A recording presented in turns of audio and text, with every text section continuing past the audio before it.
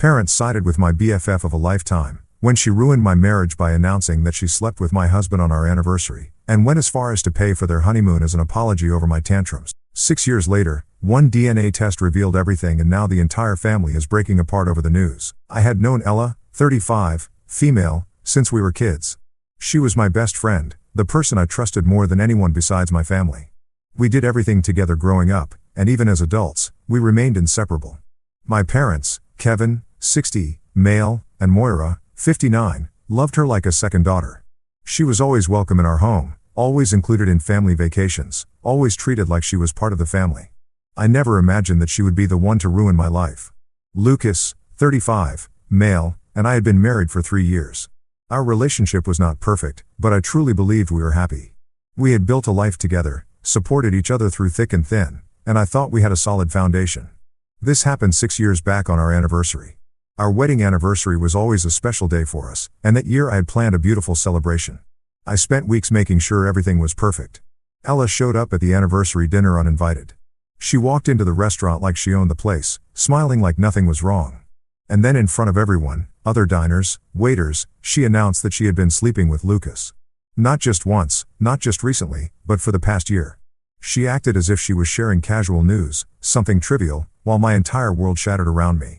I looked at Lucas, waiting for him to deny it, to say something, anything.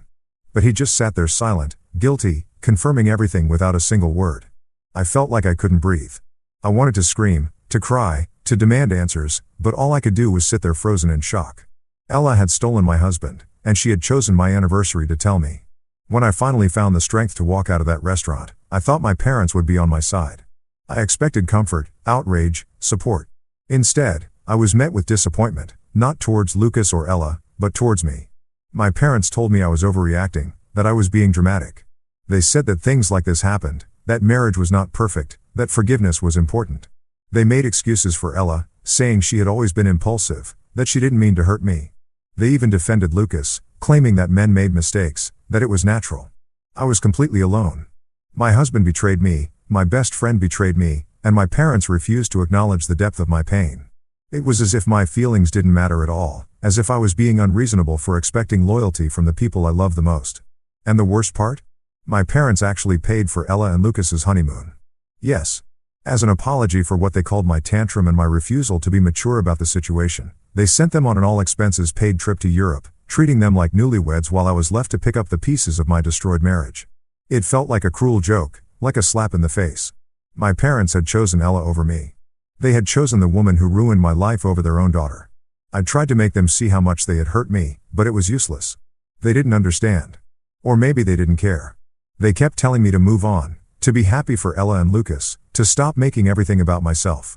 It was like I was invisible, like my pain was an inconvenience to them. They had always adored Ella, and now it was clear that their loyalty lay with her, not me. I stopped answering their calls. I couldn't stand hearing their voices, acting as if nothing was wrong, as if I was the one making things difficult. Every message from my mom was about how disappointed she was in me, how I was being stubborn, how I needed to grow up. My dad would send short, cold texts telling me I should accept reality and stop being bitter. Not once did they ask how I was doing, how I was coping with the loss of my marriage. They only cared about making sure Ella and Lucas were happy. I saw the pictures of their honeymoon on social media. They looked thrilled, like they hadn't just destroyed my life. My parents commented on every post, telling them how beautiful they looked, how happy they were for them. I blocked them all. 6 years passed, and life moved forward, but I never truly recovered from what had happened. The betrayal sat in the back of my mind like an old wound that refused to heal. I distanced myself from my parents, from Ella, from Lucas, and from anyone who had sided with them. I built a life of my own. Then everything changed again. A single DNA test shattered what little stability remained in my family. It started when my mother, Moira, decided to confide in Ella about something she had been keeping secret for decades. Moira told Ella that my father, Kevin, was actually her biological father. Ella didn't believe it at first. Why would she? It sounded ridiculous. We had grown up as best friends, not sisters. But my mother insisted, saying she had known the truth for years, but had kept it hidden because she felt guilty. She had been close friends with Ella's mother, and my father had been having an affair with her the entire time he was married to my mom. When Ella was born, my father didn't step up as a dad, and my mother, feeling guilty about the whole situation, tried to make up for it in her own way. She convinced my father to provide for Ella and her mother secretly. He bought them a house in our neighborhood. He made sure Ella attended the same school as me. He kept her in our lives under the guise of generosity. All while my mother carried the guilt of knowing the truth but refusing to expose my father's affair. Ella, still skeptical, decided to take a DNA test. When the results came back, everything crumbled. My mother had called me that morning and told me my father was very sick and I absolutely needed to be there, though I was skeptical. I went there. My mother lied, of course. When I reached, she said I deserved to know my sister. Kevin was indeed Ella's biological father. My father had spent years pretending he was only helping Ella out of kindness when in reality she was his daughter. My mother had known all along and still favored Ella over me because she felt guilty about denying her a father for so many years. The fallout was immediate. My father denied nothing. He didn't even try to defend himself. My mother broke down, claiming she had been trapped in the secret for decades and had done the best she could. Ella was furious, not because she had been lied to, but because she felt like she had been used. She wasn't angry at my father, though. She was angry at my mother for not telling her sooner. She was angry at me for getting a better childhood, for being the daughter my father actually acknowledged. She turned her rage towards me as if I had anything to do with the situation. My entire family exploded with accusations, resentment, and decades of buried secrets surfacing at once. My father barely spoke. My mother kept crying. Ella played the victim, and I just stood there numb. How was I supposed to process this? The woman who had betrayed me by sleeping with my husband was actually my half-sister. My parents had betrayed me in more ways than I ever imagined. Everything I had ever known about my life was a lie. My childhood best friend had been planted in my life to make up for an affair. My mother's love for Ella had nothing to do with friendship and everything to do with guilt. My father had been a cheater long before Lucas ever came into my life. It was like my entire existence had been built on deception. The family broke apart. My mother and father barely spoke. Ella started demanding that Kevin make up for lost time, claiming he owed her for the years she spent fatherless. My father, always wanting to take the easy way out, suddenly acted as if he had always wanted to be in Ella's life and started giving her everything she asked for. My mother resented him for it, despite being the one who had allowed it to happen for so long. I watched it all from the outside, feeling like I had been cast out of my own family, while the person who had destroyed my life was now being rewarded with everything she wanted. So I walked away. I cut ties with all of them, not out of spite, but for my own peace. And for the first time in a long time, I felt free. But my mother tried reaching out to me constantly, begging for forgiveness. I don't want to forgive her. Ida for refusing to forgive any of them? Update 1. After I walked away from my family, I thought that would be the end of it. I had spent too much time being hurt by them, and I wasn't going to let their drama consume me any longer. But just because I stepped away didn't mean the chaos stopped. If anything, it got worse. Ella wasted no time in claiming her place as my father's real daughter. She went on a mission to take everything she could from him. His money, his time, his attention. And my father, who had spent decades pretending she didn't exist in that way, suddenly became the doting father she had always wanted. He started introducing her to the extended family as if she had always been a part of us. They took trips together, spent holidays together, and he even changed his will to include her. My mother spiraled. She had spent her entire life carrying the weight of my father's affair. And now she was watching the child of that affair take her place in his life. But instead of blaming my father, she blamed me. In her mind, everything fell apart because I'd stepped away. If I had just accepted things, if I had just let it go, none of this would have happened. She kept reaching out, trying to guilt me back into the family, but I refused. I had given them all enough of my time and energy, and I was done. Ella got exactly what she wanted. She had my father's full attention, his money, and the validation she had spent her whole life chasing. But it still wasn't enough for her. She wanted more. She wanted the perfect family she had been denied growing up. And when that didn't happen, she turned on my father, too. She accused him of never truly caring, of only acknowledging her now out of guilt. She resented the fact that he had chosen to stay with my mother all those years instead of stepping up for her. She wanted revenge. She got it. She told my mother everything, every detail of their affair, every time he had lied, every promise he had made to Ella's mother. She painted the picture of a man who had never truly been loyal to anyone. And my mother, already broken from everything that had happened, completely fell apart. But the destruction didn't stop there. My father, feeling betrayed by Ella's accusations, cut her off. The same woman he had bent over backwards for, the daughter he had finally acknowledged, was now just another person who had turned against him. He revoked the changes to his will and stopped speaking to her altogether. Ella, furious, lashed out at both of her parents. She blamed my father for his neglect, blamed her mother for accepting so little from him, and blamed me for having it easy, even though my life had been anything but easy. Oh, and Ella is still pretending as if my mother is also her mother and that she loves her so much. The extended family didn't know where to stand in all of this. Some people took my mother's side, saying she had been humiliated enough and deserved better. Others felt bad for my father, arguing that he had simply made mistakes but didn't deserve to have his entire family collapse. And then there were those who sympathized with Ella, believing she had been robbed of the life she should have had. It was a mess, one I wanted no part of. Despite everything, my mother still wanted me to come back. She left messages saying she was sorry for how things turned out and that she never meant to hurt me. But I knew better.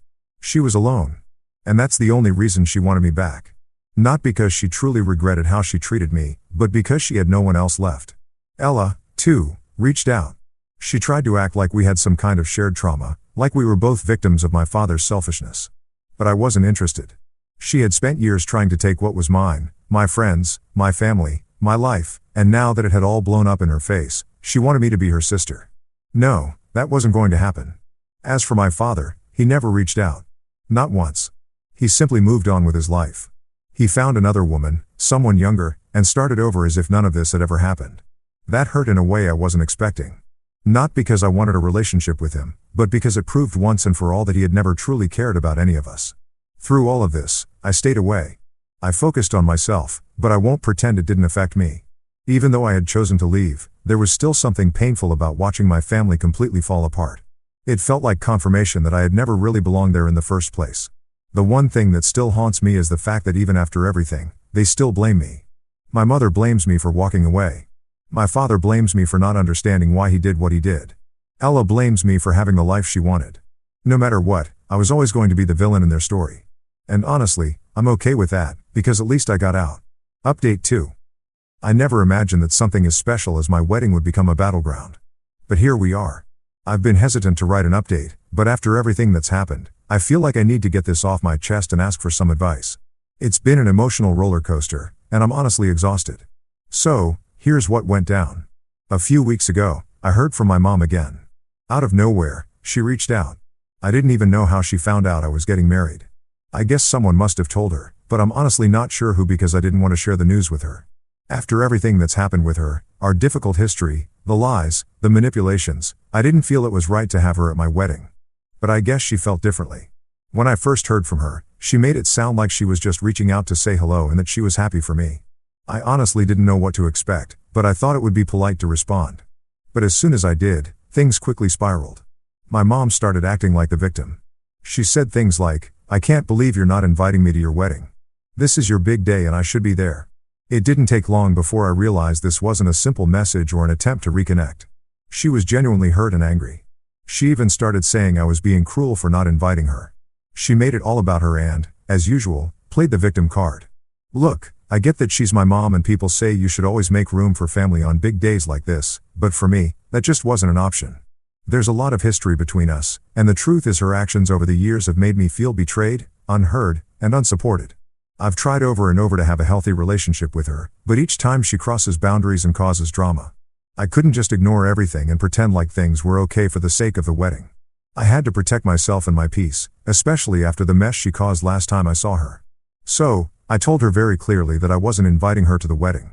I explained that it wasn't personal, but that I felt it was the best choice for me and Chris, 38, male, my fiancé, now husband. I told her that this wedding wasn't the place to try and fix things. I was firm, but not rude, just honest. And then things got really out of hand. The day of my wedding arrived, and everything was going beautifully. The ceremony went smoothly. The reception was exactly what we dreamed of. And I was surrounded by the people who truly cared about me. But in the middle of all of that, something unexpected happened. My mom showed up. I don't know how she found out the details, but somehow she showed up at the venue uninvited. She tried to get past the security guard at the entrance, and when he stopped her, she started making a scene. She screamed, she cried, she even tried to guilt him into letting her in. I could hear it from inside the building. And it was honestly one of the most stressful moments of the entire day. The whole event was thrown into chaos for a few minutes while the staff tried to handle the situation. Of course, Chris and I were informed right away. I couldn't believe it. There she was, after everything I'd said, after all the boundaries I'd set, still trying to crash the wedding and make it about her. The staff handled the situation by calling the police and having her escorted out of the venue. But by that point, the damage was done. My wedding day was completely overshadowed by her drama. I felt angry, frustrated, and completely violated. I had to pause everything to deal with the situation, and it really took away from the joy of the day. After that, I just wanted to move on. The day wasn't going as I had hoped. But I tried my best to enjoy it. I wanted to forget about the drama and focus on my new life with Chris, but it didn't end there. The next few days were a blur. I was exhausted from everything that had happened. But I finally managed to get on a plane and head out for our honeymoon. Chris and I were both looking forward to this trip more than anything. It was our time to relax and start our new chapter as a married couple. But my mom wasn't done. Oh no. While we were on our honeymoon, she started blowing up my phone with messages. At first, I tried to ignore her, but it quickly became overwhelming. She sent multiple texts every day telling me how hurt she was, that I'd shut her out. She kept saying I was breaking her heart, asking why I couldn't just forgive her and let her be part of my life. It was like she thought she could just wave a magic wand and everything would be okay. At one point, she even called me.